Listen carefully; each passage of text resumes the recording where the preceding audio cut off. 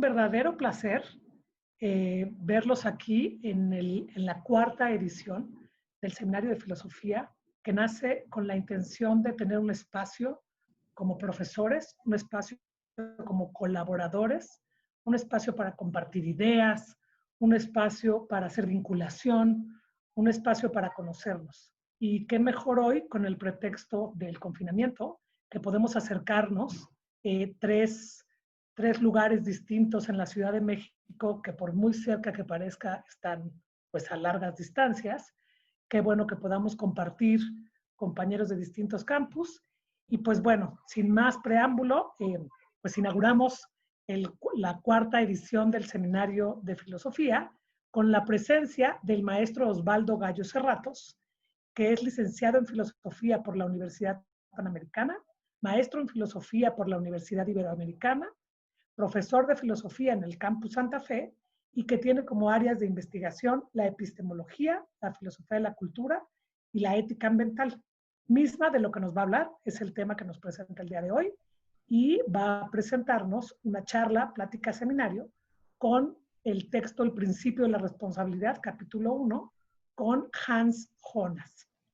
Yo, sin más, los dejo en manos del profesor y espero podamos disfrutar de una charla y poder charlar de lo que nos gusta, ¿no? Que es la filosofía. Bienvenido, maestro. Gracias, Sheila, y gracias a todos además por estar aquí. No sé si tuvieron oportunidad de revisar el texto completo de Hans Jonas, pero lo que voy a hacer hoy es simplemente poner en la mesa, sobre la mesa, algunas consideraciones del texto para resaltarlas y en función del avance que tengamos del texto, luego incentivar el diálogo, ¿no? Entonces, cualquier pregunta que tengan, cualquier comentario, les pido que en vez de dejarlo para el final, sea a lo largo de la presentación para que esto fluya y sea eso, un seminario y no una cosa más expositiva de parte unilateral, ¿no? De nuevo, bienvenidos y bienvenidas al seminario. Bueno, pues arrancamos con eso, ¿no? Hans Jonas es un filósofo, fue un filósofo alemán que se desarrolló sobre todo en Estados Unidos, en el campo de la fenomenología, y su texto, El principio de responsabilidad, se considera la obra pionera de ética ambiental en el contexto de los años 60.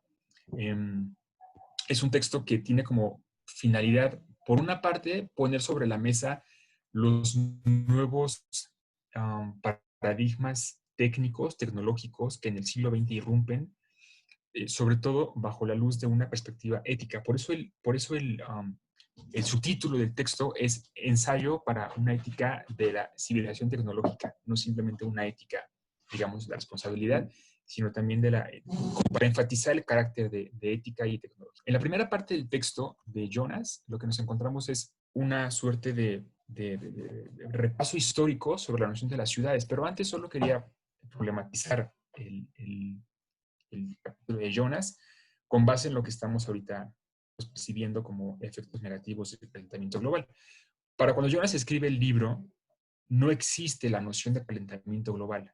O sea, es un libro de los 60, Jonas no vive para verlo, muere hacia los 80, pero pues sabemos hoy que el calentamiento global es un fenómeno que pone en riesgo no solamente la vida humana, sino la vida de todo el planeta. Lo que tienen ustedes en pantalla es una gráfica que en 2017 publicó la NASA con las variaciones en la temperatura del planeta que muestran desde la edad del hielo, hace cientos de miles de años, hasta la temperatura que tenemos hoy día en el planeta. Lo interesante de esta gráfica es que, si se dan cuenta, la última variación que nos encontramos en la temperatura planetaria tiene que ver más con un pico muy pronunciado, es decir, este que ven aquí, enseguida lo anoto. O sea, pueden ustedes ver la variación tremenda que hay entre la temperatura en la que estamos hoy día y el pico que alcanzamos hace cientos de miles de años por acá.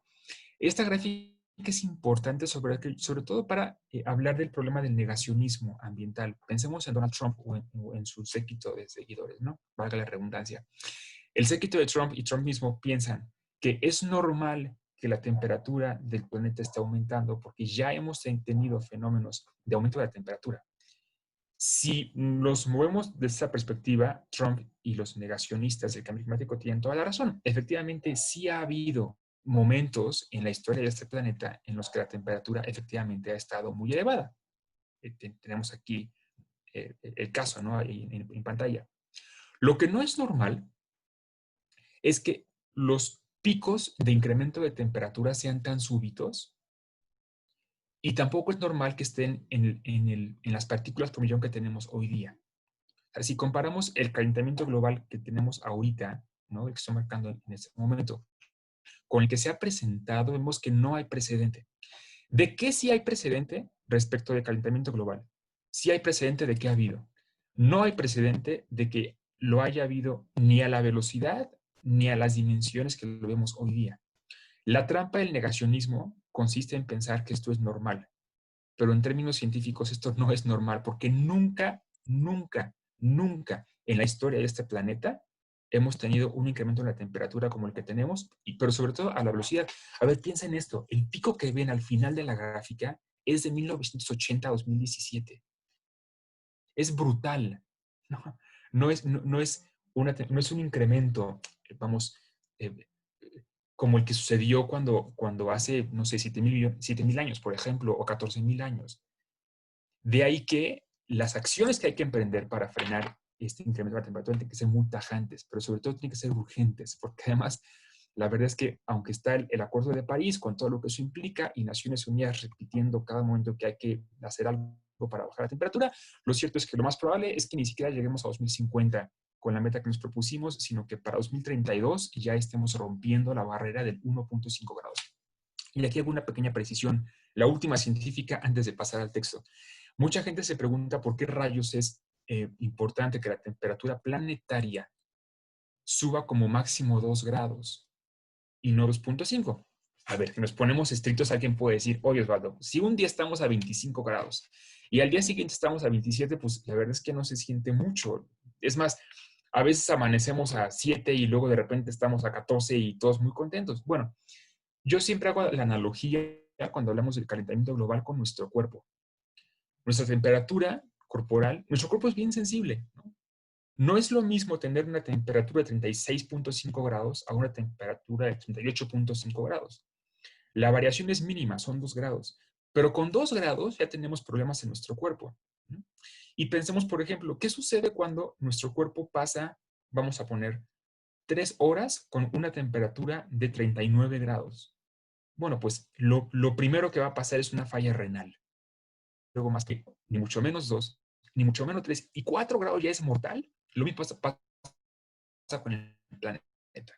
La temperatura planetaria es tan sensible, de hecho Jonas en algún momento del libro menciona que uno de los elementos éticos de este principio de responsabilidad tiene que venir acompañado de la noción de la vulnerabilidad. Lo radical, digamos, de este cambio es que son los seres humanos los que o bien han causado en su totalidad o bien han fomentado este tipo de... Sí, justo. Qué bueno que lo mencionas, Luis, porque lo que también no tiene precedente es que efectivamente este cambio está no solamente siendo muy veloz, sino provocado por los seres humanos particularmente, ¿no? A diferencia, por ejemplo, de otros en los que encontramos, pienso, por ejemplo, en el periodo que tenemos en medio y en la grafiquita, buena parte de esos picos de calor están provocados por por una fase muy intensa de erupciones volcánicas, que al arrojar dióxido de carbono a la atmósfera provocaron esto, pero eso por supuesto que es un proceso muy lento, ¿no? Este pico es antropocéntrico, incluso diría androcéntrico en algún sentido, y también es por supuesto muy súbito, ¿no? Es lo que distingue este calentamiento global. Pero es interesante porque además el fenómeno del negacionismo climático es bien fuerte. Hay algunos psicólogos, por ejemplo, que dicen que el negacionismo climático obedece a la primera fase de la negación del duelo. ¿Saben ustedes cuando una persona está en duelo? La primera fase del duelo es la negación. No está pasando nada, no está pasando nada. Y hay psicólogos que dicen que el negacionismo climático se debe a que hay millones de personas en este planeta que actualmente están en la primera fase del duelo. Se acaban de enterar que el mundo se está acabando y están en la fase de decir, esto no es cierto, esto no es cierto, esto no es cierto. Me encantó la idea porque entonces cambia la perspectiva, ¿no? Ya dejamos de verlos como los malos de la historia y más bien habrá que verlos como gente que está en la primera fase del duelo, que es la fase de negación. Ahora, les decía de las premisas que menciona Jonas sobre las éticas tradicionales. Este tema me encanta porque acaba con Kant y con Aristóteles y a mí se me hace muy morboso que lo haga, pero por supuesto que es muy discutible.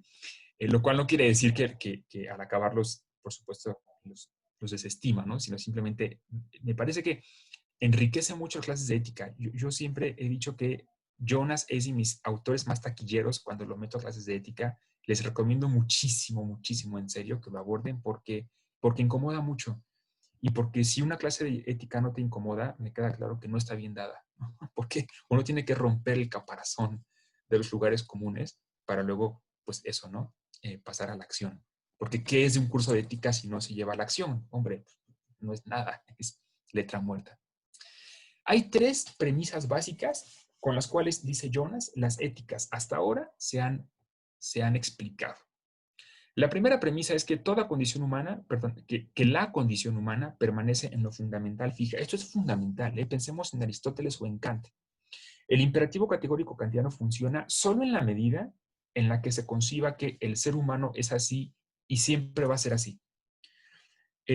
A la filosofía, habrá que decirlo, sobre todo a la ética, le hace falta una inyección darwinista, porque si biológicamente sabemos que no existe una naturaleza humana fija, sino que somos producto de una evolución constante y azarosa, además, con cambios imperceptibles de generación a generación, que terminan luego siendo cambios ya más bien especiales, es decir, a nivel especie, la idea esta de que la condición humana permanece fija en lo fundamental se destruye. ¿Y eso por qué es importante? Por la segunda premisa. Si la condición humana es fija, de acuerdo con lo que dice o lo que sostiene la ética tradicional, si es fija, entonces es posible saber qué es lo bueno y qué es lo malo para esta especie fija. Porque, ¿cuál es la ventaja de concebir que el ser humano es una especie fija? Pues la ventaja de concebirlo así es que sabemos que tiene un principio, que tiene un fin y que tiene cosas buenas y cosas malas. ¿Qué es lo que le conviene y qué es lo que no le conviene? Pero cuando se nos cae la base de la estabilidad biológica de la especie humana, lo que nos queda, si están de acuerdo conmigo, pues es nada, porque tendríamos que estar más bien abiertos a cualquier tipo de embate. Y por eso la tercera premisa de las éticas tradicionales dice que, a ver, si la condición humana es fija, si porque es fija es posible determinar qué es el bien en la esfera humana, entonces el alcance de nuestras acciones está ilimitado.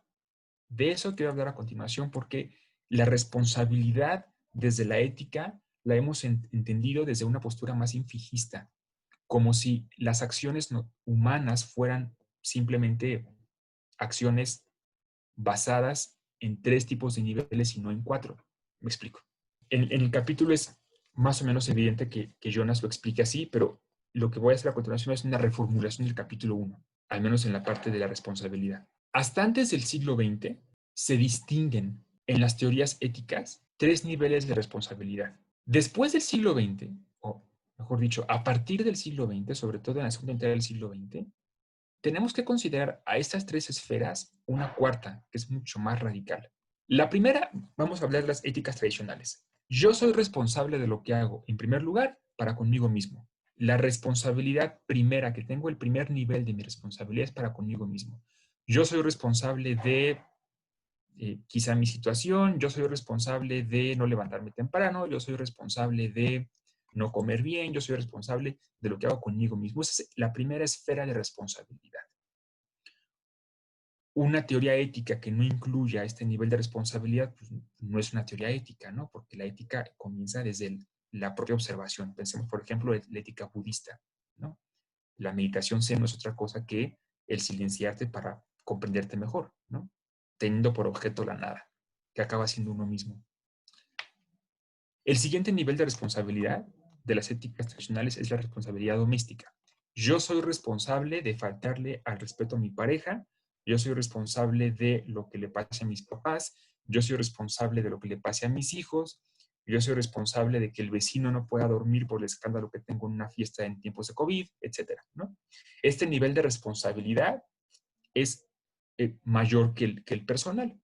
La inmensa mayoría de nosotros teníamos simplemente esos niveles, ¿no? Yo soy responsable de lo que hago conmigo mismo, de lo que me pasa a mí, y también soy responsable del ámbito doméstico, el ámbito más cercano a mi vida. El tercer ámbito de responsabilidad, digamos clásico, es la responsabilidad nacional o internacional. Hitler es éticamente responsable del genocidio de millones de personas en el siglo XX. Bueno, pues este nivel de responsabilidad ya más bien es un nivel propio de quienes toman decisiones políticas. Napoleón es responsable del destino de cientos de miles de habitantes en Francia durante el Imperio Napoleónico. El genocidio de Ucrania, por ejemplo, ¿no? ¿Es moralmente responsable Stalin de haber matado a 22 millones de personas en Ucrania cuando el Holodomor? Por supuesto que sí. Pero llegar a este nivel de responsabilidad nacional e internacional es propio de aquellos que tienen en su poder las decisiones políticas, no sé si me explico. O sea, la mayoría de nosotros, a nivel ético, llegamos al ámbito doméstico. Piensen, por ejemplo, los ejemplos que pone en la ética nicomaquea Aristóteles. Son ejemplos que hasta suenan bobos porque son en plano doméstico. Uno no es más que eso. Cuando uno piensa en ética, siempre piensa en los más cercanos a uno. Piensen en la confesión cristiana, por ejemplo, ¿no? Me acuso de haberle pegado a no sé quién y de que le mentía a no sé quién, pero siempre es en un plano casi siempre doméstico. Dudo mucho, además, que un presidente, no sé, acepte su responsabilidad histórica sobre algo, pero es lo más a lo que llegamos en el siglo XX. Algo sucede en el siglo XX, dice Jonas, que estas tres esferas de responsabilidad ya no son suficientes y entra una cuarta esfera. A esa cuarta esfera es la responsabilidad planetaria. ¿Qué rayos sucedió en el siglo XX para que los tres niveles de responsabilidad que teníamos, de los que podíamos responder de nuestras acciones, sean insuficientes? Jonas contesta, la técnica. Los avances técnicos del siglo XX hicieron que a partir del siglo XX también seamos responsables de lo que le pasa al planeta.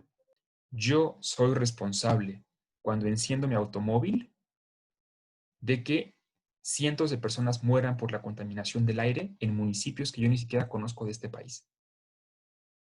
Yo soy responsable, al comer una hamburguesa, de la emisión de gases de efecto invernadero que se produjo con la ganadería que me llevó a la hamburguesa.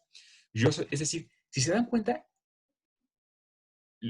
más adelante podemos profundizarlo y además de darle la palabra, hay unas preguntas por ahí, pero si se dan cuenta, los avances técnicos del siglo XX superaron por mucho los niveles de responsabilidad que teníamos, porque resulta que nuestras pequeñas acciones cotidianas nos hacen responsables en alguna medida de la crisis ambiental. Por supuesto que esta responsabilidad no se compara respecto a la que tienen las grandes empresas.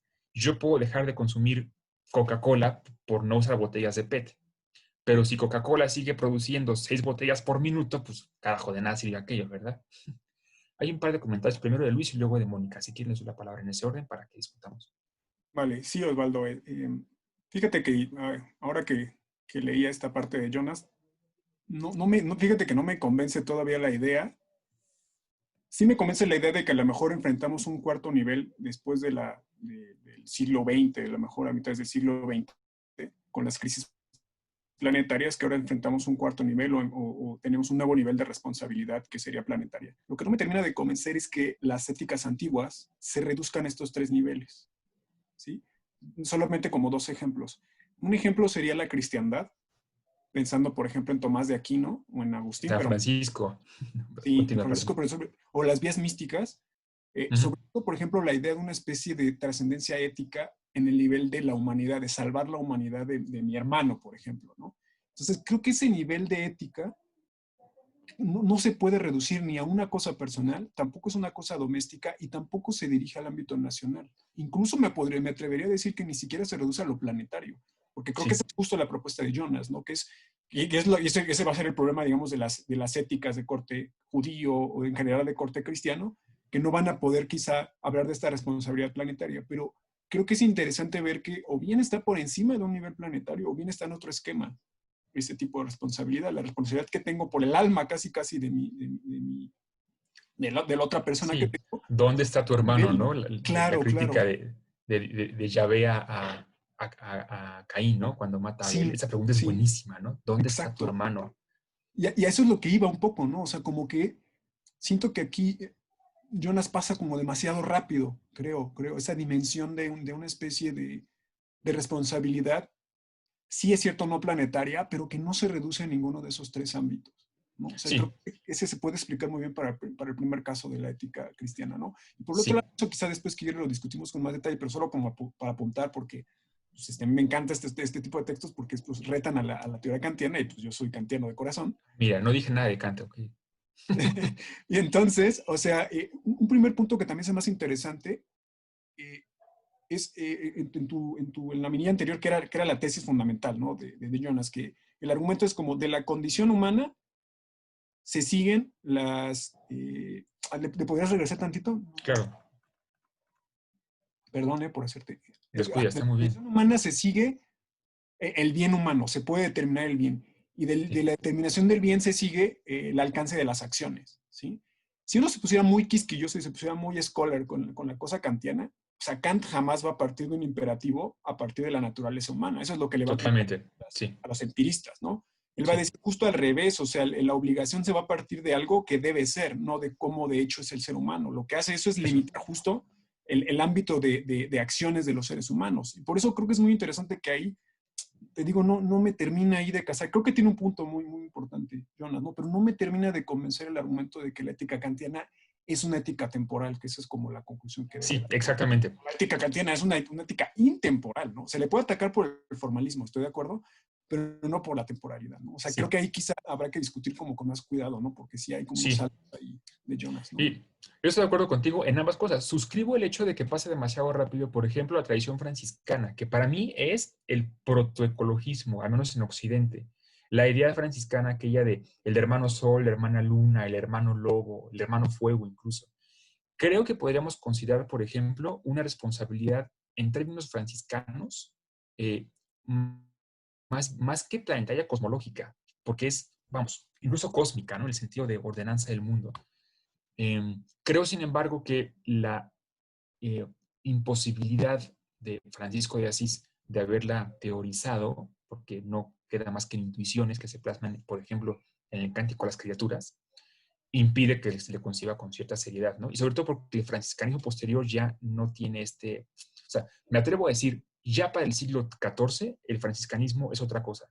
Nada que ver con lo que Francisco o Fray León o los primeros franciscanos tenían en mente, ¿no? Cuando hablaban de este cántico a las criaturas. Y es más, me atrevo a decir, de las primerísimas cosas que perdió el franciscanismo estuvo su vena ecológica, ¿no? Fue hasta el siglo XX que la ecoteología se encargó de un poco sacar aquí. Pienso, por ejemplo, en Leonardo Boff, ¿no? Este teólogo brasileño de influencia franciscana, que justo por su formación franciscana tiene libros bellísimos sobre la condición. Ah, mira, Mónica justo tiene por allí uno de los que te publicó Trota de Boff, lo cual me sirve para darle la palabra antes de contestar lo de Kant. Hola, Mónica. Hola colegas. Osvaldo, gracias, mucho gusto. Soy Mónica del Campus Estado de México. Qué gusto. Y fíjate que yo vengo trabajando a Jonas desde hace un par de semestres en ética, profesión y ciudadanía, pero ahorita estoy dando ética y sostenibilidad y aunque no es parte de la bibliografía, le cae muy bien a la materia, ¿no? Y fíjate que o sea, cada vez que lo leo, no dejo de pensar, y ahorita que mencionas a Boff, creo que puedo hacer esta relación, en que ya cuando llega a ser la redacción de su imperativo categórico, ¿no? Que lo hace tanto en negativo como en positivo, nuestra responsabilidad ambiental parte de, no nos habíamos dado, o perdimos, más bien, nos damos cuenta en el siglo pasado porque fuimos perdiendo ese contacto o esa relación que tenemos con la naturaleza. Si tú vas a los pueblos indígenas, al conocimiento ancestral de la mayoría de los pueblos indígenas, ahí está esa responsabilidad sobre la tierra. Entonces, cuando llega Jonas a hacer su imperativo, dices, pero a ver, o sea, sí, estoy de acuerdo, pero ¿cómo te puedes atribuir o cómo puedes decir o cómo puedes afirmar que nos estamos dando cuenta cuando sí lo sabíamos, pero lo perdimos? Sí, No sí, sé si sí. me explico. Y hablar de Boff es más o menos eso, ¿no? Porque pues Boff lo que escribe, lo escribe a partir de su contacto con los pueblos indígenas en Brasil, ¿no? Entonces, pues nada más eso, no sé, o sea, ahí me quiero pelear un poco con Jonas, ¿no? O sea, no sé, Peleate aquí. sí, con este conocimiento occidental que también es como, pero aparte somos androcéntricos, es decir, yo tuve la capacidad de de echarme el planeta o del calentamiento, pero mira, me estoy dando cuenta de mi responsabilidad, no me estoy dando cuenta, o sea, siempre la he tenido, pero la perdí, decidí olvidarla por el tipo de educación individual que tenemos, ¿no? No sé si me Sí, sí, estoy sí. explicando. De hecho, a propósito de ese comentario y el de Luis, creo que cuando lleguemos al imperativo categórico de Hans contra el de Jonas, contra el de Kant, perdón, me podré explayar un poquito más, porque yo pienso que el imperativo de Hans sigue siendo antropocéntrico. No me parece un imperativo biocéntrico. Que, por ejemplo, la ética que propone Boff sí es una ética biocéntrica. Pero aguántenme un poco de diapositivas para que lleguemos ahí, porque ahí tengo que sacar las garras y en lo que me las afilo, vamos preparando todos. Entonces, bueno, aquí solo quería señalar el tema de la responsabilidad, ¿no? Porque esta ya sí me parece muy original de Jonas, ¿eh? Esto sí, es decir, no está explicitada así, pero es muy buena. O sea, hasta antes del siglo XX, hasta aquí, lo más que podíamos ser responsables era esto. Pero resulta que en el siglo XX inventamos unas máquinas que hacen que seamos responsables. O sea, es que, a ver, mencionemos, es brutal. Somos capaces, los seres humanos, en este siglo, de modificar la temperatura del planeta. O sea, eso nunca se vio en esta historia. Por eso la técnica del siglo XX es un parteaguas para Jonas. Esa idea sí se la compro, ¿no? Porque en ese sentido no hay precedente de la magnitud de la catástrofe. Pensemos, por ejemplo, el giro técnico ético, ¿no? Que estoy hablando en el siglo XX. Antes de nuestra época, es la cita de Jonas, las intervenciones del hombre en la naturaleza eran esencialmente superficiales e incapaces de dañar su permanente equilibrio. Yo podía, conquistador, afectar el ecosistema de los países que yo invadía, pero talar un bosque no iba a acabar con el equilibrio de la temperatura del planeta. Contaminar un río no iba a acabar con, o sea, no iba a significar la pérdida de 150 especies diarias desde 2015, según datos de la ONU. O sea, las intervenciones eran superficiales. La visión clásica de la ciudad, por eso me gusta, como lo explica Jonas, es, en primer lugar, la finalidad de las ciudades era acercar, no era extenderse. El fenómeno de explosión demográfica es un fenómeno ni siquiera moderno, ¿eh? Es un fenómeno burgués inglés, particularmente la revolución industrial. O sea, pensemos en la polis de Aristóteles. Yo siempre les doy a mis alumnos clases, les digo, siempre que lean la polis en Platón o en Aristóteles, piensen que la polis mide lo que la colonia del Valle. O sea, la noción de polis griega es una ciudad de, cuando mucho, así exagerándole, 100,000 personas. Pero eso es una polis, pues es una megalópolis, ¿no? Más bien pensemos en 10,000, 20,000 personas. Eso es la polis griega, la civitas latina, la ciudad medieval, es eso.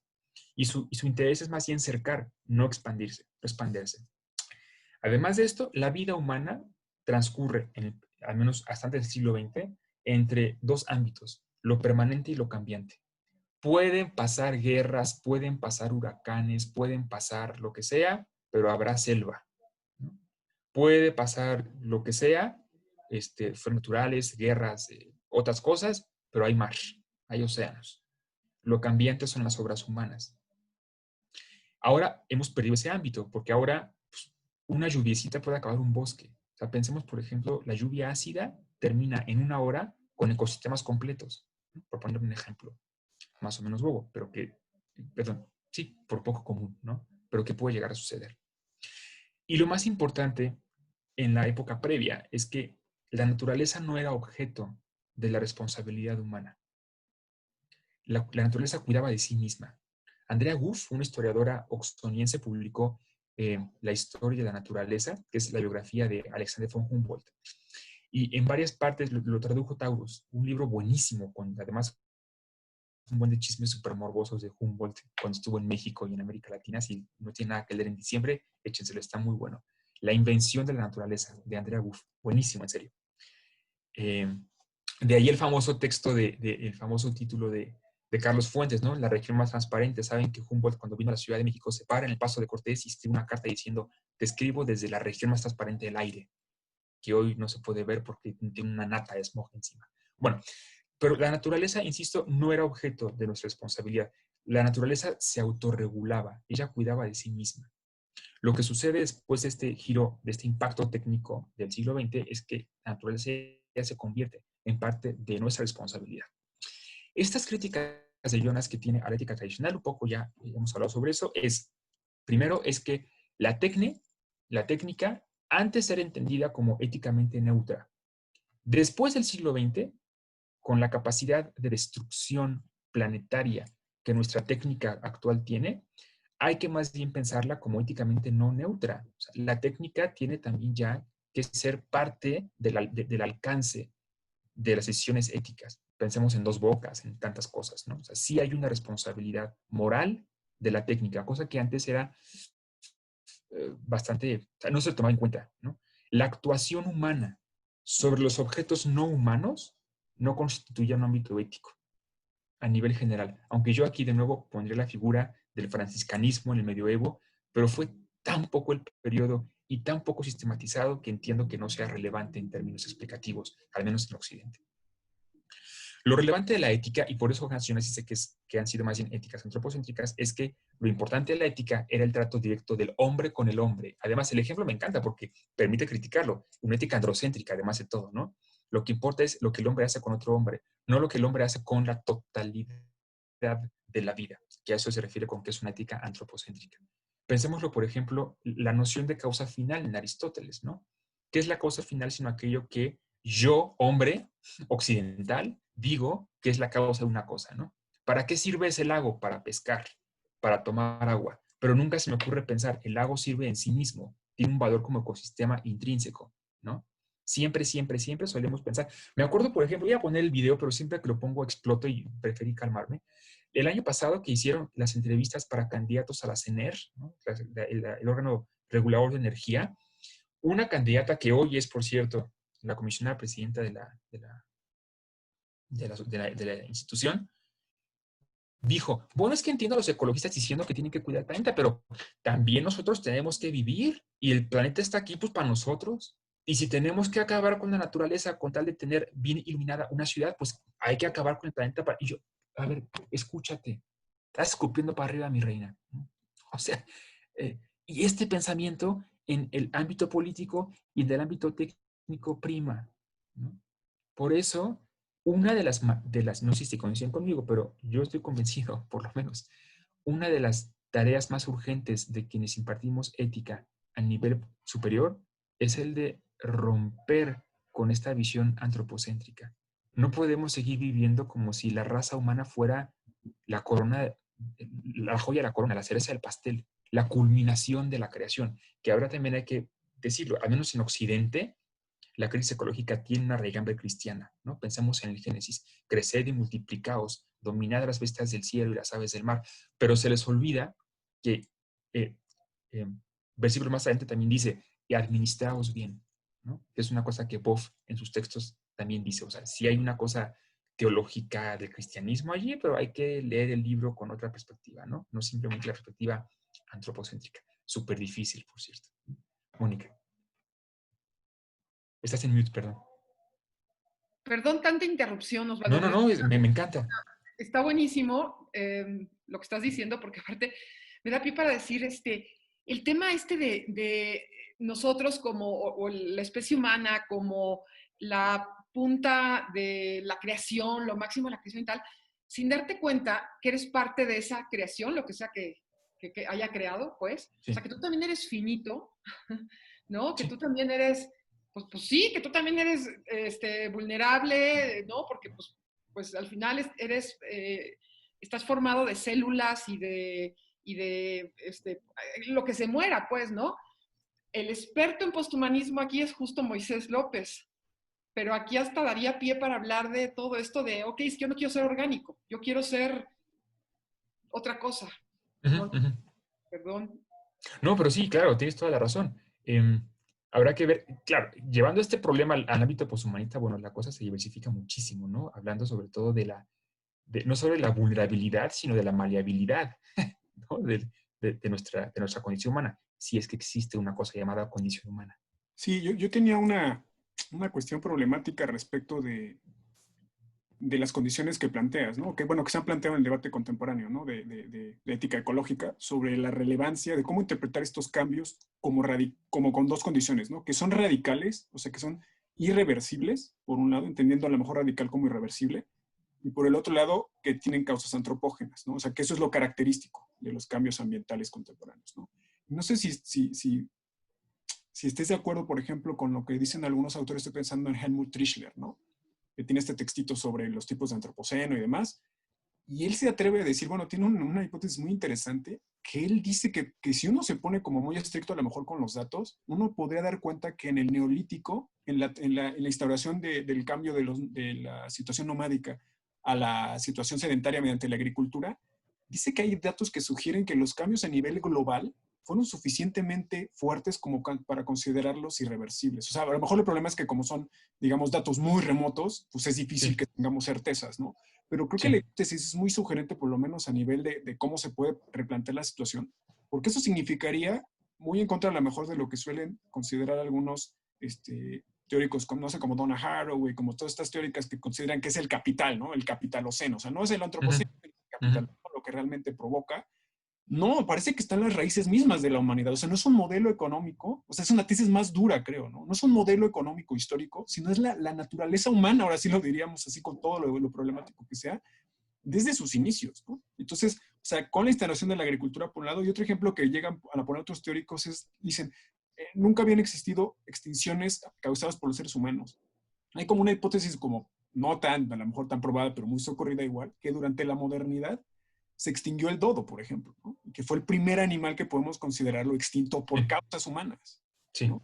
Entonces, quizá eso es lo que a lo mejor es lo que nos interesa un poco, ¿no? El punto de Jonas es ver que a lo mejor esos cambios no parecen ser exclusivos de la época del siglo XX o época después de la modernidad. Y entonces eso cómo cambiaría la hipótesis, por ejemplo, de que fueron éticas orientadas a lo local, de que ahora estamos en una especie de urgencia. Y sobre todo tengo como en mente este tipo de posturas que dicen, a ver, ya no digamos negacionistas, sino más bien como de, ya ni modo, ¿no? Mucho Schopenhaueriano de, pues a ver, mira, el ser humano es un error, así como se extinguieron los dinosaurios, así nos vamos a extinguir nosotros, pues queda igual que tratemos de detenerlo, de todos modos somos un error humano. Entonces, o sea, como que dependiendo del ajuste de lo catastrófico, como que no parece que sea necesario que tengamos que llegar a una ética como la que sugiere Jonas, ¿no? Sí. El año pasado publicó en la revista de la UNAM un autor, Francisco Serratos, que no es familiar mío, aunque me encantaría que lo fuera, titulado Antropoceno y Capitaloceno. Lo pueden googlear, es un artículo buenísimo que justo aborda esta tesis, ¿no? La tesis de que sí ha habido alteraciones climatológicas. Pensemos en la edad, no sé si ya han escuchado, seguro que sí, la corta edad de hielo, que es un periodo del siglo XV al siglo XVII en el que hubo un descenso de la temperatura global provocado por en buena parte por conquistas y por las alteraciones en los ecosistemas producto de eso, ¿no? El siglo de las conquistas y la expansión europea en continentes como el americano. Sin embargo, yo ahí tengo, habrá que verlo, ¿no? No me gusta hablar de capitaloceno porque no me gusta decir que el capitalismo es la causa de la crisis ecológica, porque de entrada, ¿pudiera alguien pensar que la solución entonces a la crisis ecológica es más bien pensarlo en el sentido de volvernos a una economía socialista, una economía comunista? Y perdón, pero ni los gobiernos comunistas ni los socialistas han sido ecológicos. O sea, uno llega a Cuba y apesta petróleo. El peor desastre ecológico del siglo XX ocurrió en la URSS, ¿no? Que es Chernóbil. Entonces, habrá que tomar esto con pincitas, ¿no? Decir que es el capitalismo. Lo que sí hay que decirlo más bien es un sistema de producción económica extractivista. La cosa ahí cambia, porque encontramos extractivismo en todos los sistemas económicos que hasta ahora hemos inventado. Pero sí tiene un ámbito, un punto que me gusta el capitaloceno, y es pensar que de la responsabilidad moral que tenemos como personas, hay grados de responsabilidad. No es lo mismo lo que contamina la señora que vende tamales afuera del metro con su anafre prendido que el CEO de Amazon. No es la misma responsabilidad la del puesto de elotes tatemados en Coyoacán, que quema su carboncito para venderlos, a una familia que cada año se va de viaje a Europa sabiendo que por pasajero produce más de 200 kilos de carbono, ¿no? El capitaloceno me parece que tiene la ventaja, por encima del antropoceno, de ser mucho más demandante en términos morales, diciendo, a ver, todos somos responsables, sí, eso es cierto, lo somos todos, pero hay unos más que otros, ¿no? Porque también hay que tener en cuenta, ¿no? El 1% más rico de la población produce el 50% de gases de todo el planeta, ¿no? Habrá que verlo también como un tema más, repito, de desigualdad. Por eso la justicia ambiental tiene que ser, para mí, uno de los estandartes que tiene que abanderar la ética actual, no más que otra cosa. Sí, Mónica. Perdón, otra vez yo. No, hombre, venga, pues es un seminario, para eso estamos. Gracias.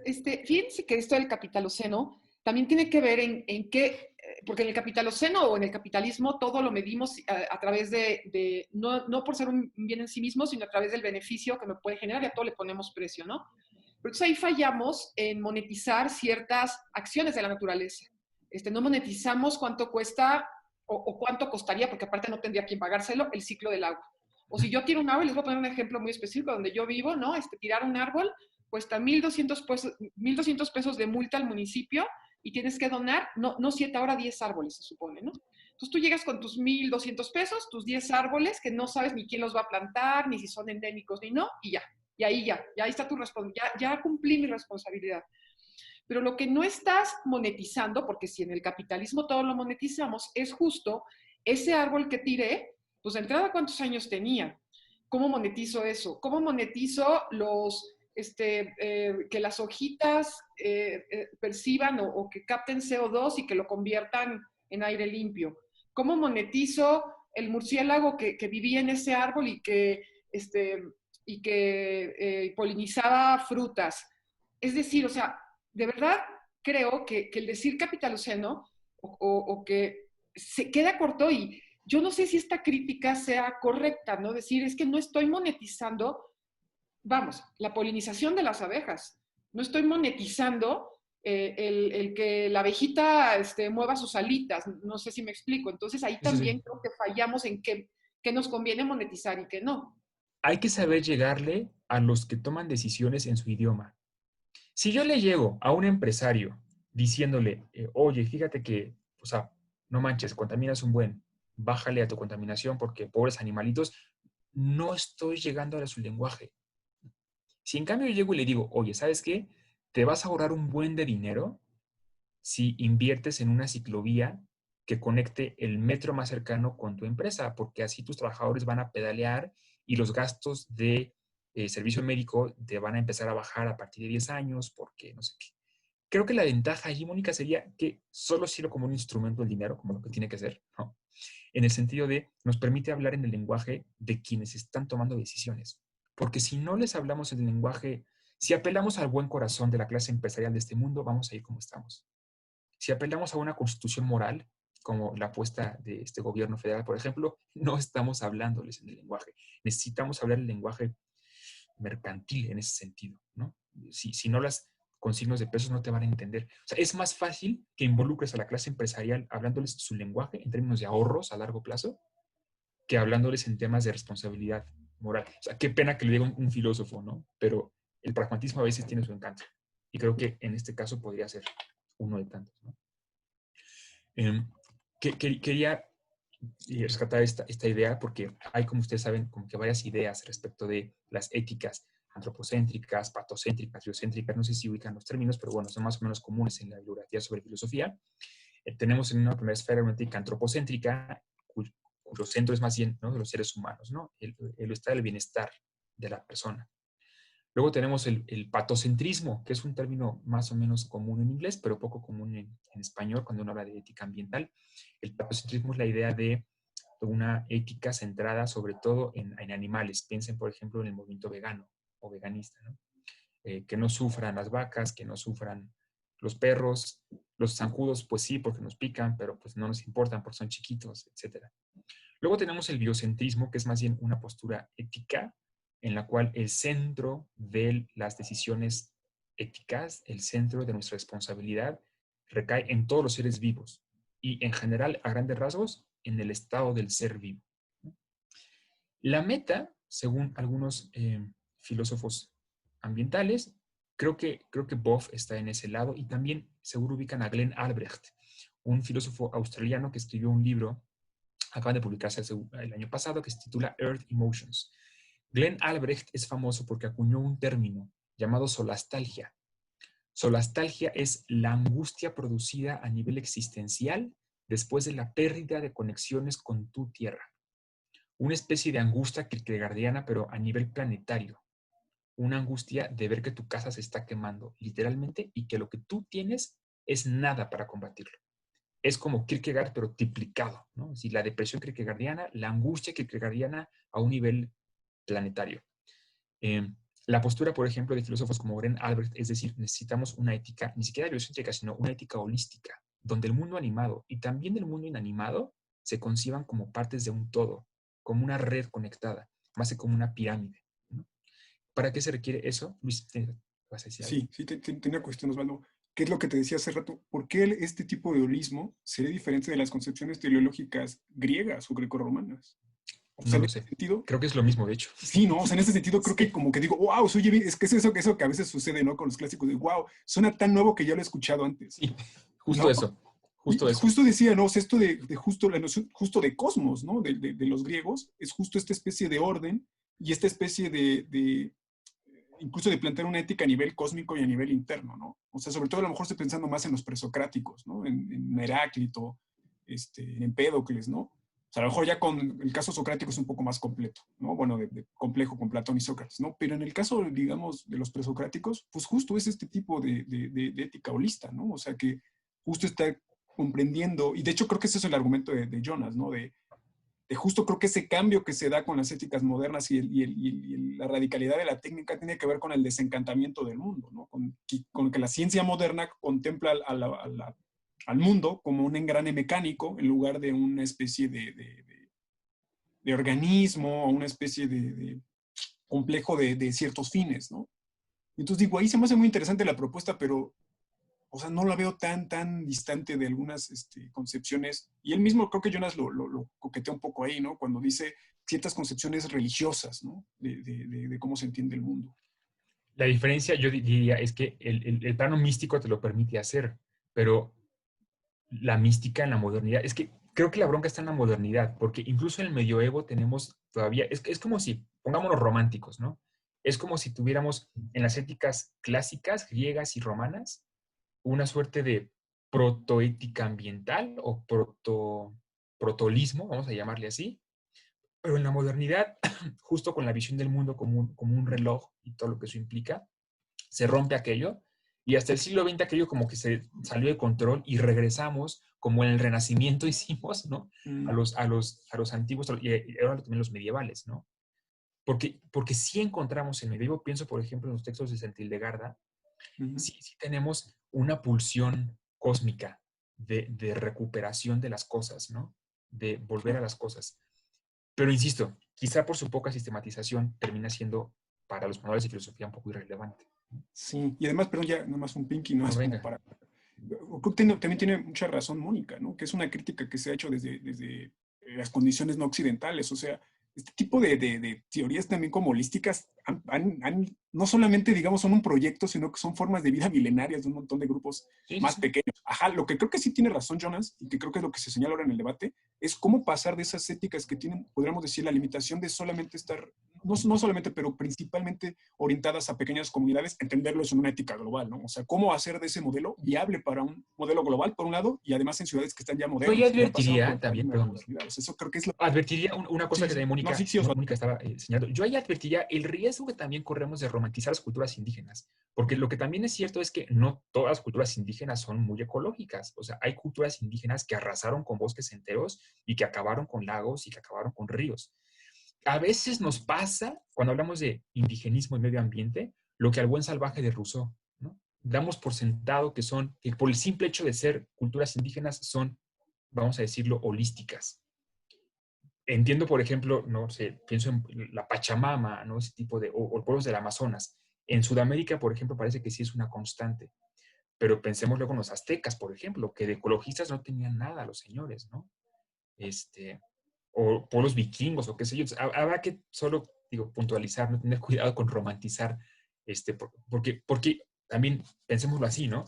Hay pueblos indígenas en este país y en todo el mundo que por el simple hecho de ser pueblos indígenas se sienten con el derecho de talar bosques y de acabar con presas y de acabar con lagos, arropándose en usos y costumbres que terminan siendo todo menos ecológicos, ¿no?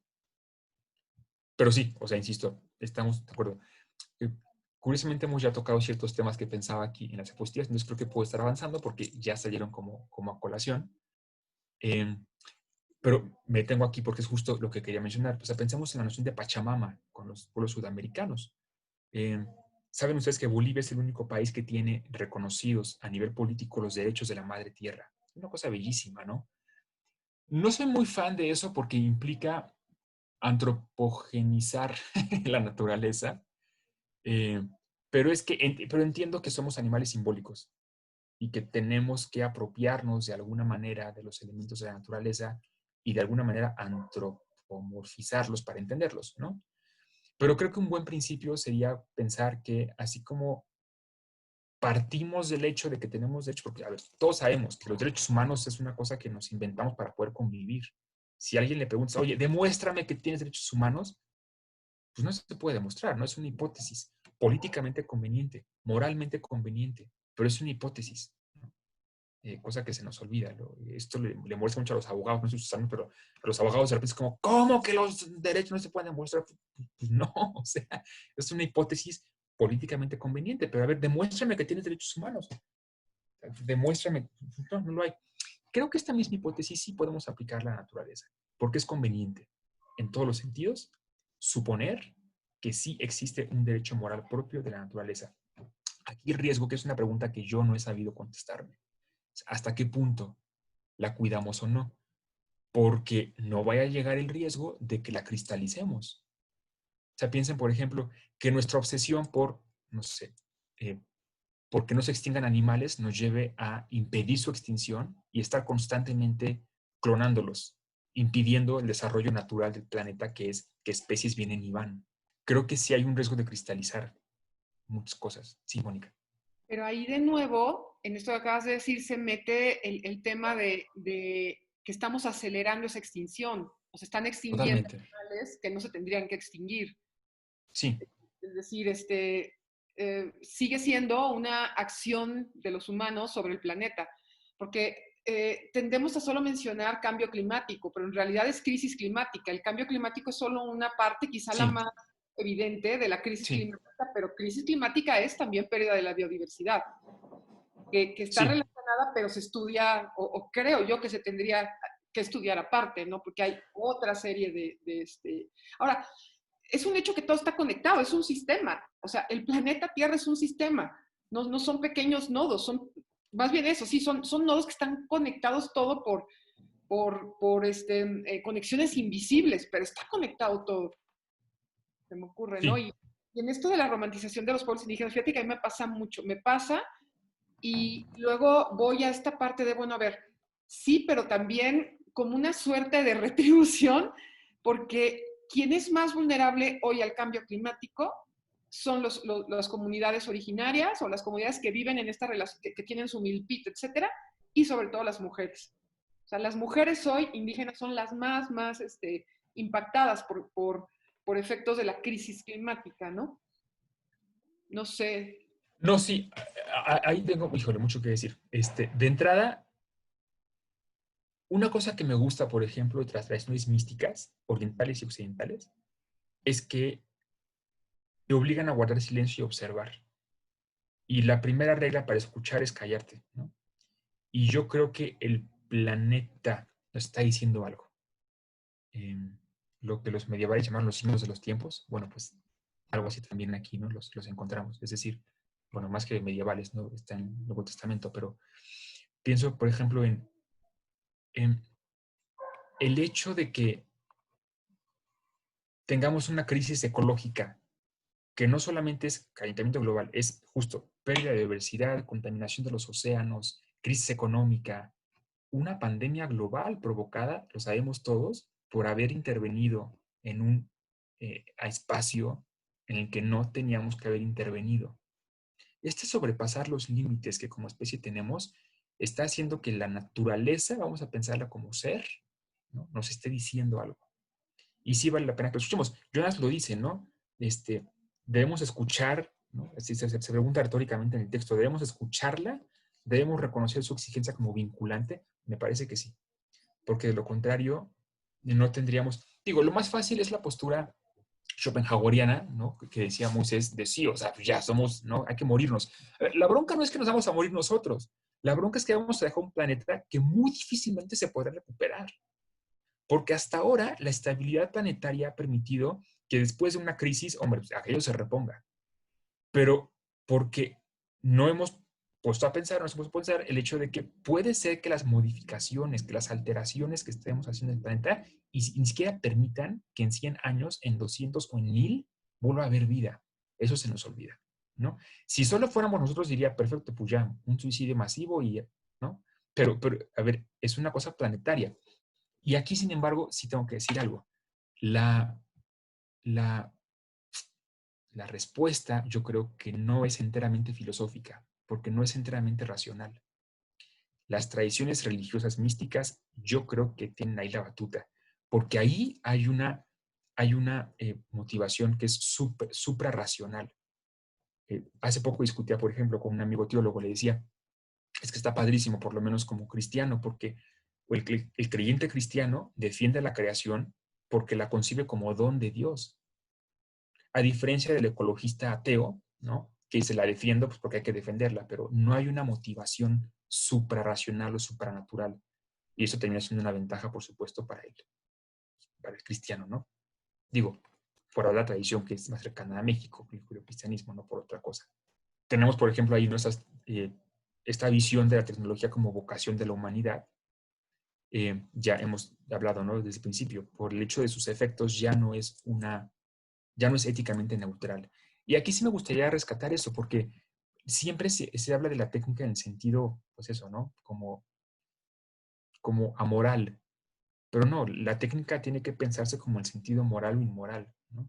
La técnica ya entra en el terreno de la ética, y al final daré algunas como orientaciones más como de carácter activista, de cómo podemos vincular, son unas propuestas, cómo podemos vincular esta parte entre la ética y la técnica, porque a veces en el aula queda esto muy, muy, muy abstracto y se nos olvida que estamos hablando literalmente de cosas de vida o muerte, ¿no?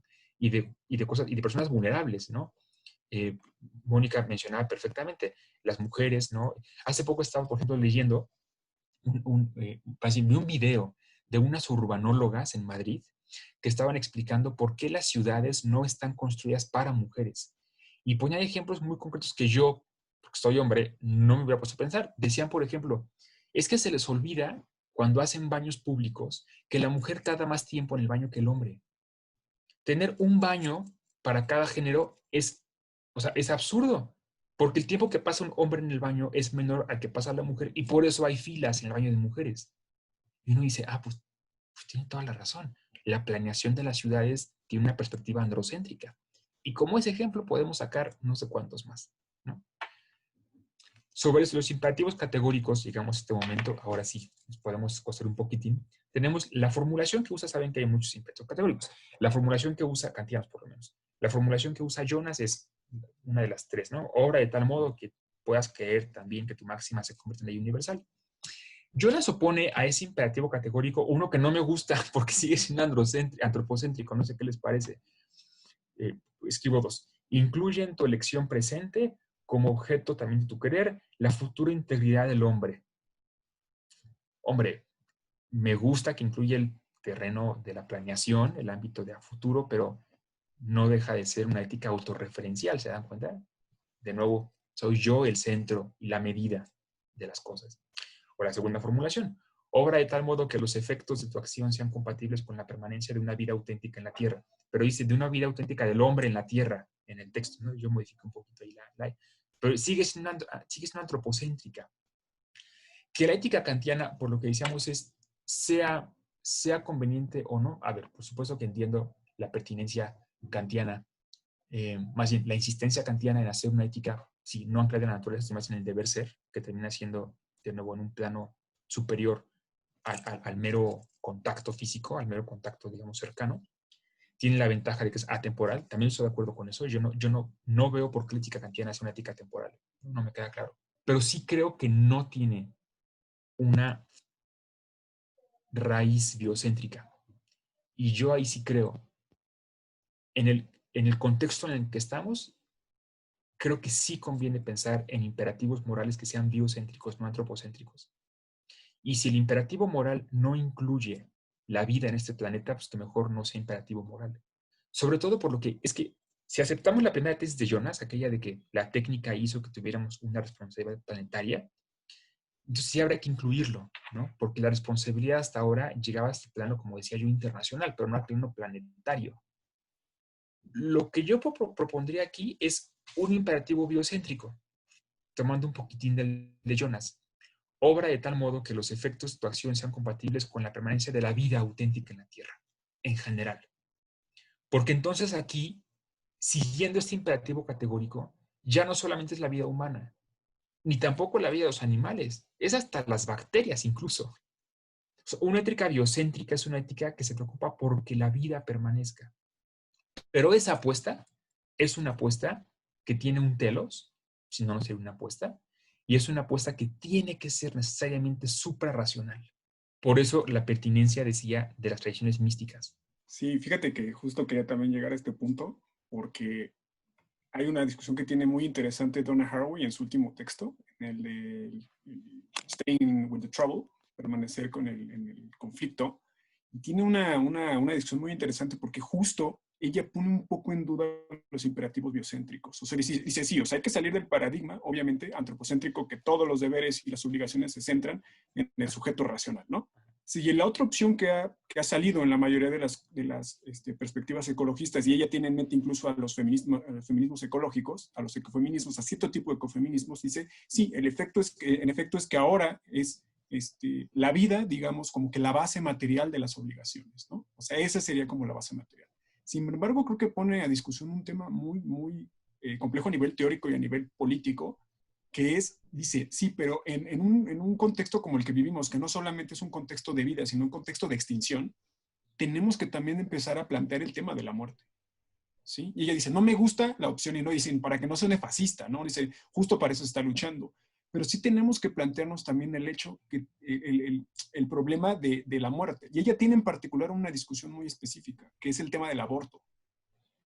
¿Sí? O sea, para la agenda que persigue Donna Haraway, muchas de las feministas ecológicas, justo digamos, colocar en el centro, sin mayor distinción, la vida con toda la abstracción posible, dice, deja pendiente la discusión sobre el tema del aborto. Digamos, a lo mejor cada uno tendrá sus propias posturas al respecto, ¿no?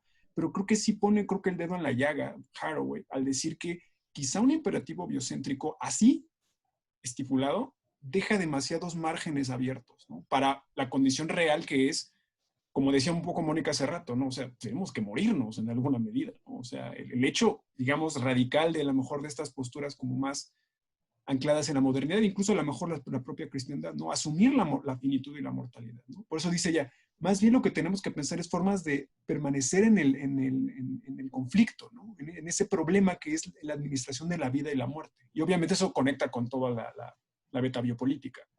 Claro, sí, pensaba justo en Foucault ahorita. Sí, exactamente. Ella tiene en mente justo a estos problemas Foucaultianos y es qué vamos a hacer con este tipo de problemas, porque lo que ella quiere evitar justo es decir que ahora de repente la vida sin distinción, así con toda esa abstracción, sea el fundamento de la obligación. Y dice, chin, eso tampoco resuelve el problema de la muerte, que ese es un problema, ¿no? O sea, justo como decía hace rato, ¿no?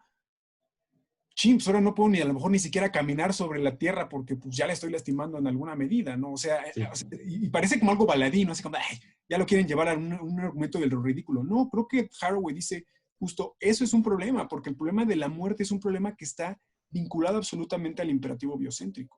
O sea, como que pareciera que creo que no se soluciona el problema de la muerte con desplazarlo de una ética antropocéntrica a una ética biocéntrica. O sea, creo que no Sí, tiene no. con el problema. No, sí, justo pensaba en Camus, ¿no? Su ensayo, el principio el mito de Sísifo, ¿no? El problema fundamental de la filosofía es el suicidio, ¿no? ¿Por qué vale la pena? Gestionar la vida y la muerte, fíjate, me hice recordar el texto de Timothy Morton, tiene un libro que se llama Dark Ecology, y la tesis del libro es que ya pasamos el fin del mundo. Ya hay que pensar más bien en otro mundo, porque ya se acabó el mundo. Dice, a ver, la cantidad de recursos que estamos usando es porque el mundo ya se acabó. Los fenómenos que estamos viendo ahorita es porque ya se acabó el mundo. Y es mucho más conveniente pensar en que el mundo ya se acabó para a partir de ahí hacer otro, a pensar que el mundo no se ha acabado, porque en el todavía entra, por una parte, la crisis de la resistencia humana a la muerte, no solamente propia, sino del planeta, y por otra, la incapacidad de contestar la pregunta de Camus, ¿no? Porque sigue siendo, ¿qué rayos hacemos con el tema de la muerte? Por eso insisto, aquí yo sí defiendo la apuesta es mística, no es racional, porque no tiene caso que sea una apuesta racional meramente, ¿no? Si te mueres tú y este mundo sigue, no tiene, o sea, ningún valor. Y siempre que se le intenta dar un valor o un telos a la causa ecológica, lo quieran o no, están haciendo mística. No están haciendo una reflexión puramente especulativa, sino ya mística. Pero la experiencia mística es, por definición, inefable, ¿no? No se puede comunicar, es una cosa que se siente. Publicó Siglo XXI, por ejemplo, hace 3 meses un libro que se llama Desarrollo non sancto. Buenísimo, si lo quieren leer, Desarrollo non sancto. Y es una lectura de las tradiciones religiosas a propósito de la crisis climática, teniendo como punto de partida la encíclica de Francisco, ¿no? Laudato Si, sobre el medio ambiente. Me parece una lectura muy buena porque se nos olvida. Perdón, ¿quién es el autor? Descuida. Son 2 compiladores, se me fueron ahorita, pero el título es Desarrollo non sancto, como non grato, pero non sancto, del siglo XXI. Ese es el texto. Ahorita al final, si quieres, te mando los compiladores de texto. Buenísimo, por cierto, por si les interesa. Pongo 3 imágenes ahí en concreto del imperativo biocéntrico. La de hasta abajo, saben que es el Koala Luis, que fue tristemente famoso porque falleció por sus quemaduras en los incendios de Australia. Luego a la derecha está pues uno de los videos más famosos de una autopsia a una ballena que murió con 40 kilos de plástico en su estómago. Lo que tiene ahí es una lona que tenían. Y arriba pues es la catástrofe que está ahorita haciendo el gobierno en la Ciudad de México. Esta foto es de la semana pasada en el humedal Xochimilco. Saben que construyeron lo último que quedaba del humedal donde habitaba el ajolote, porque van a hacer un museo del ajolote. O sea, vean qué ridículo es. Matan a los ajolotes de allí para hacer un segundo piso que comunique el periférico a esa altura, pero tienes un museo del ajolote, ¿no? De verdad es increíble, increíble. A veces se nos olvida en serio que a kilómetros donde damos clase están pasando cosas como esta. Por eso la importancia de romper con ese paradigma, insistía al principio, antropocéntrico de la ética. Por eso yo siempre he dicho, si no politizamos la causa ecológica, esto es inútil. El año pasado, el 20 de septiembre, que fue la huelga climática, fui con 80 alumnos de Campus Santa Fe a la huelga ya pasado de la reforma. Una experiencia para muchos, era su primera manifestación, estaban súper nerviosos, me decían, oye, profe, tenemos que gritar y así. Y decía, bueno, pues acuerpa, ¿no? La causa, tienes que meterte allí. Me queda claro que muchas cosas, ¿no? Pero creo que la más importante, sí es un tema que les está pegando, ¿no? Pero para que les pegue, tiene que ser uno que le pegue con ese tema, ¿no? Si no llegas tú con la cachetada, nunca te van a despertar. Y yo sí creo que la sensibilidad de las generaciones actuales sobre el tema responde a una suerte de pulsión humana por la vida, ¿no? En un contexto en el que la muerte parece dominarnos en muchos sentidos. Por eso creo que conviene explotarlo esto, para que no se quede, como decimos en México, como una llamada de petate, sino para que se pase al ámbito político, ¿no? Hace poco me decían unos alumnos de primeros semestres, oye, pero es que yo casi voy a votar, ¿qué hago? Yo, pues, empieza preguntándole a tu candidato a diputado, por quien vas a votar el siguiente año, cuál es su agenda ambiental, ¿no? Empieza por ahí, ¿no? Ejemplos más claros, creo que ya podemos empezar a poner lo que les comentaba de ejemplos como concretos de esto. Hay que empezar a hablar de los frentes ecoéticos que tenemos en la Ciudad de México. El primero es el tema de la movilidad. A ver, no nos hemos dado cuenta de que tenemos un sistema de movilidad que favorece a un porcentaje ridículo de la población en detrimento de uno que es mucho más vulnerable, ¿no? O sea, la regla que me encanta de la movilidad sustentable, ¿no? Automovilista, tú no estás en el tráfico, tú eres el tráfico. Esta imagen me encanta porque comparen cuánta gente está ocupando todo el espacio de la calle, ¿no? Para que cuando hagan carriles confinados para el transporte digan, es que ese carril confinado causa tráfico. A ver, no, el tráfico lo causan los coches, ¿no? Hay que empezar a mover el paradigma de la ética. Siempre que digo que a veces doy clases de ética, que es más en pocas clases que he dado, más en filosofía en profesional, siempre digo, a ver, es que a la gente le encanta hablar de la justicia, le encanta hablar de los valores y eso está muy bien. ¿Quieren hablar de justicia? Piensen en la dinámica de un puente peatonal. El puente peatonal beneficia a todo mundo menos al peatón. ¿Por qué? Porque con tal de que el automovilista no se detenga, que se friegue el peatón, ¿no? Que camine el doble, que se canse el doble, que camine el triple, que se canse el triple, con tal de que el automovilista sentado en su carro, tal, ¿no? Pero uno nunca se pone a pensar, fíjense, lo inmoral que es un puente peatonal, ¿no? O sea, alguien con silla de ruedas tiene que esperar a la buena voluntad de 2 personas que puedan cargarla para cruzar el puente, ¿no? Y la gente se enoja de que los peatones no usan el puente peatonal. Pues, ¿cómo quieres que una mujer de la tercera edad lo cruce? Que una persona con bastón, con muletas, que una embarazada. O sea, hay que pensar cómo estamos trazando las ciudades. Si queremos hablar de justicia, porque se nos olvida que la ética tiene que ver fundamentalmente con valores. Empecemos por uno muy sencillo. La justicia ambiental nos está reclamando un montón de cosas. La movilidad es uno de los temas que al menos en este país nos urge repensar, ¿no? El tema, por ejemplo, de la oposición a las ciclovías, a mí me parece una cosa de populismo y de vecinocracia tremendísimos, ¿no? Ahora que están con la ciclovía en Insurgentes, ¿cuántos comentarios he escuchado de, es que la ciclovía causa tráfico? A ver, no. El tráfico lo causan los coches, no las ciclovías.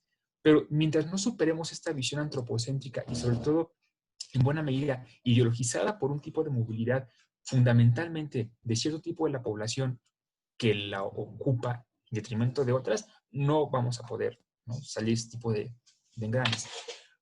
Por poner otro ejemplo de frentes que urge atacar, pues pensemos también, por supuesto, la pela de la diversidad. La foto que tienen a la izquierda estaba hace 2 años atascada de mariposas monarcas. Hace 2 años. Y ahora lo que tenemos no es más que la muerte total, ¿no? ¿Se dan cuenta? Es un bosque, más bien que ya no es bosque, ¿no? Es un pedazo de nada. O por supuesto también con el tema de los océanos, ¿no? Es decir, sí conviene pensar una ética biocéntrica en el sentido de que la ética biocéntrica tiene por ventaja, por lo menos en algún sentido, ofrecer más posibilidades para que se desarrolle la vida y la vida auténtica, ¿no?, que es el objetivo último de la ética. No simplemente la vida en sí misma, sino la vida, la vida bien vivida. Sí, Mónica. Gracias. Hace ratito que decías que esta generación está más sensible o que trae, pues ya sabes, aquí usando un poco el léxico que ellos usan, traen este chip y tal. Sí creo que están más sensibles, sin embargo, creo que justo para esto sirve la ética y sirve la reflexión, porque yo estoy más en el área, yo no soy filósofa como ustedes, ¿no? Entonces me acerco a estos temas, pues quizá con menos información, pero pues bueno, siempre me encanta escucharlos. Estoy más en el área de proyectos. Entonces, cuando haces proyectos, siempre hay, en temas de sostenibilidad, hay 3 ejes, ¿no? Que es la mitigación, la resiliencia y la adaptación. Y entonces, quizá trabajamos mucho en el tema de adaptación, ¿no? Y quiero poner el caso específico de los popotes, y ahorita lo relaciono con mi primer comentario de si creo yo que esta generación es más sostenible o más crítica. Ni siquiera creo crítica, que si trae este chip. El tema de los popotes es, con este video que corre en redes de la tortuga que le está sacando a una mujer que ella se vuelve viral, y entonces le tiramos la guerra a los popotes.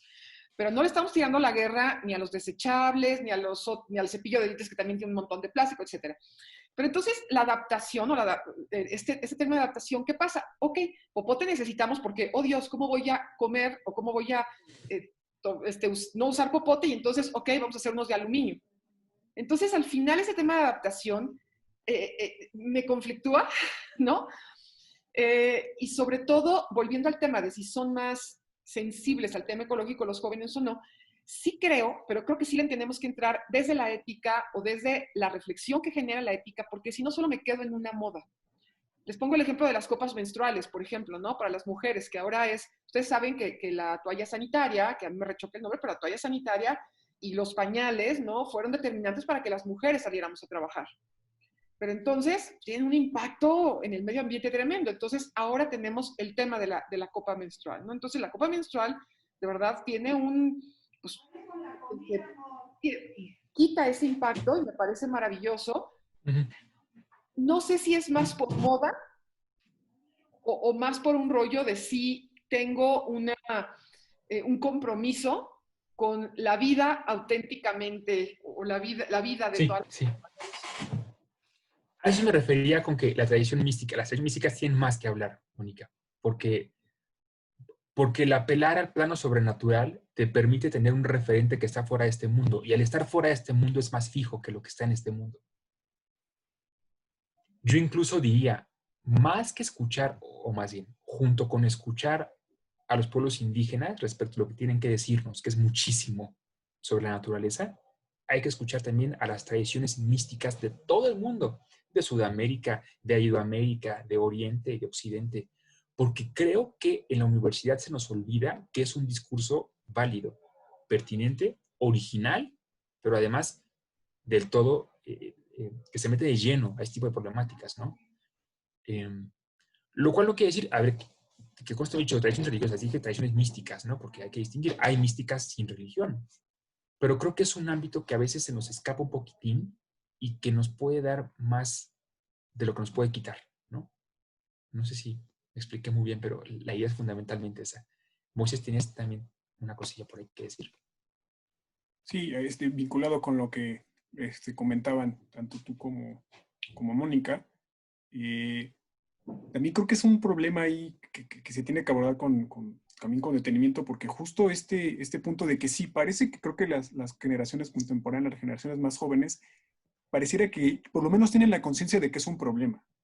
¿Sí? A lo mejor a diferencia de otras generaciones que decían, igual que pasa con el feminismo, a lo mejor, ¿no? O sea, la conciencia de las mujeres hoy en día y de muchos hombres sobre que la violencia hacia las mujeres es un problema, es algo que no estaba quizá presente en otras generaciones, ¿no? Sin embargo, creo que ahí es donde sí la parte reflexiva, a lo mejor porque soy muy kantiano todavía, no la abandono por completo, es porque Hay que solamente hacerlo. es única, ¿no? Es en el sentido como no abandonar, digamos, que es necesario también una parte discursiva para esto. No sé, si bien está relacionado con lo emocional, a lo mejor lo emocional nos pega y decimos, sí, hay un problema, ¿no? Lo Pero acabamos es un gancho nada más, ¿no? Es un gancho, exacto. No perder de vista que justo la ética como un modo discursivo nos permite también plantear los problemas y las alternativas. O sea, en dos como casos, ¿no? En el caso que tocabas justo de la movilidad, ¿no? Entonces siempre se ha orientado el problema de la movilidad como un problema ecológico, ¿no? Y siempre con estas dicotomías de que lo ecológico está distinguido o alejado de lo social, ¿no?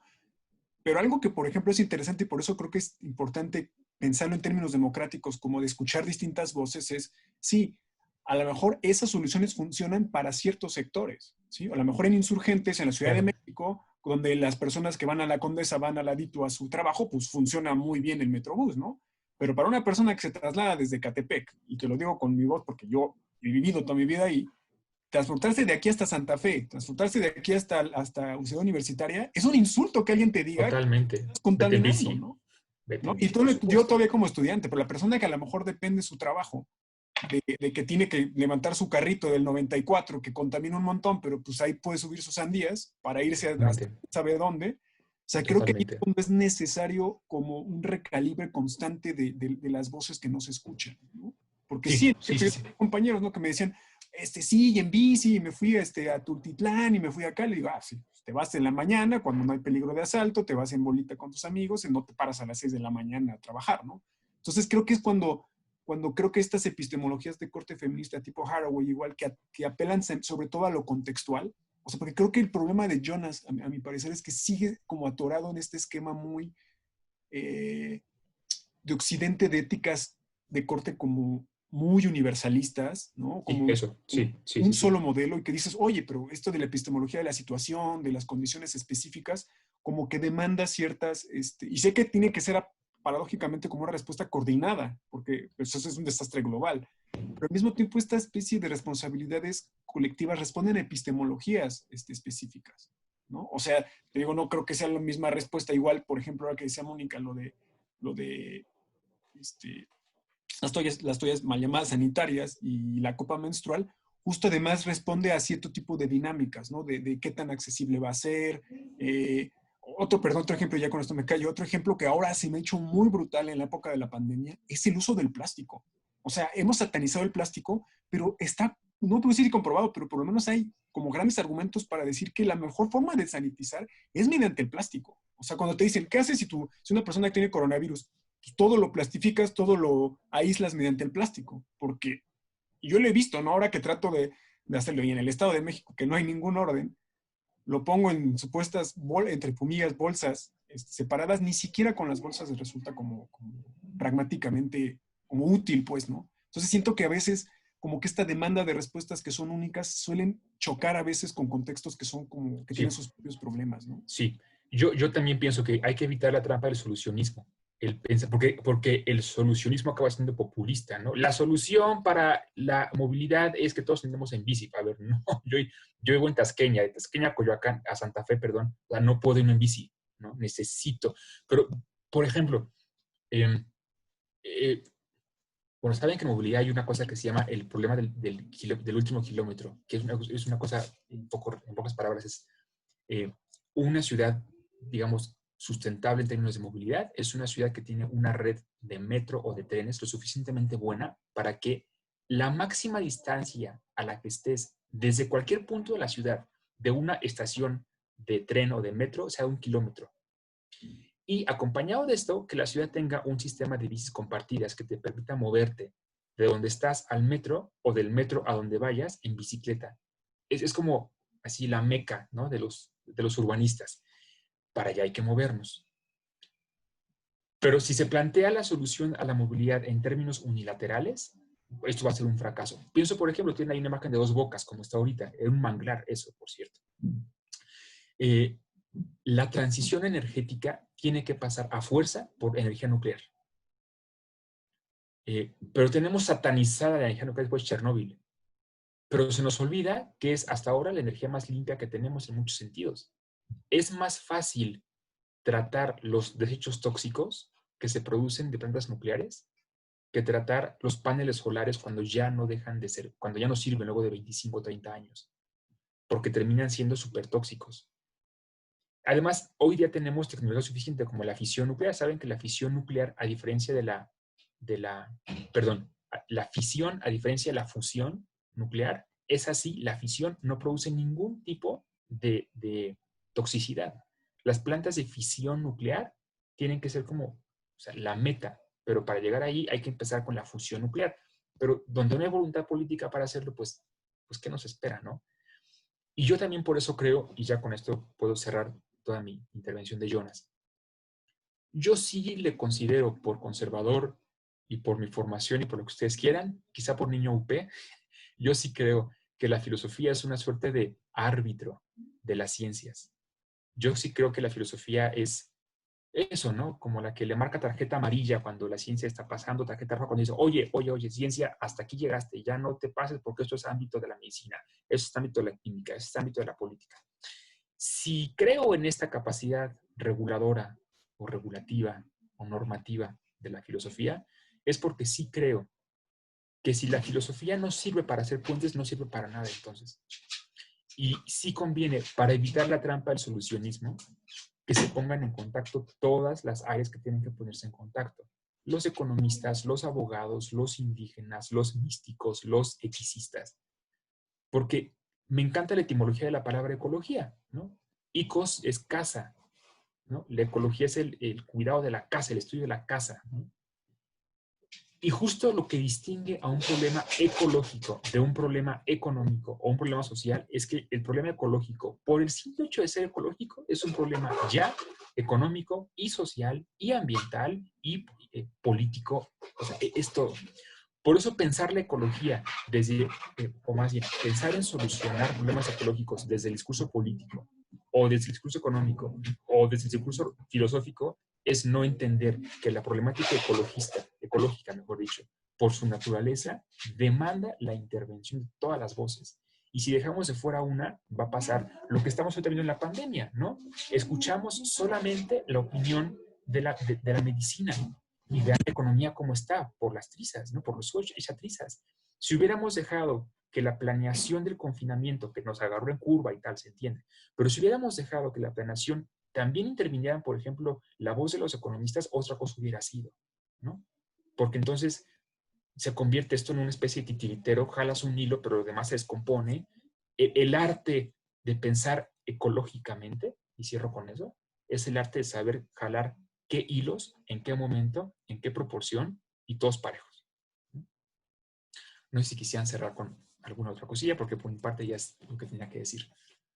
Bueno, Más bien, tengo mucho que decir, pues, pero me puedo llevar aquí 20 semanas y tampoco es el caso, pero creo que terminaría yo aquí mi exposición. No sé si quisieran ustedes añadir algo más.